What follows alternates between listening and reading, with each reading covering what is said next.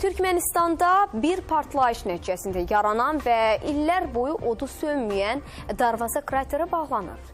Turistlərin ən çox baş əkdiyi bu ərazi cəhənnəmin dünyadakı qapısı olaraq tanınır. Növbəti sujetimizdə bu ərazinin necə yaranmasından danışacaq.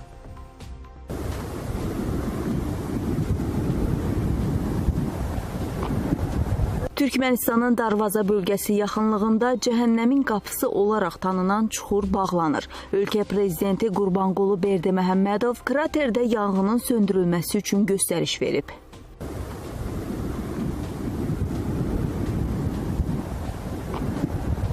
1971-ci ildə Sovet geoloqları yeraltı qazların toplaşdığı yer aşkar ediblər. Qazma işləri nəticəsində yeraltı boşluqda qazla dolu böyük çuxur əmələ gəlib. Qazma qurğuları və nəqliyyat vasitələri çuxura düşüb. Buna baxmayaraq insan tələfatı qeydə alınmayıb. İnsan səhhəti üçün təhlükəli olan qazın ətrafa yayılmaması üçün alimlər həmin qazları yandırmağı qərar alıblar. Geoloqlar hesab ediblər ki, yanğın bir neçə günə sönəcək, lakin onlar səhv ediblər.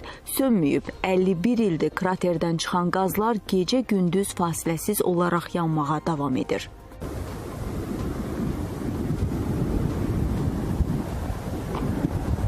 Mərkəzi Qaraqum səhrasında Türkmenistanın paytaxtı Aşqabaddan təxminən 250 kilometr aralıda yerləşən çuxurun dərinliyi təqribən 50 metr, eni isə 100 metrdən çoxdur.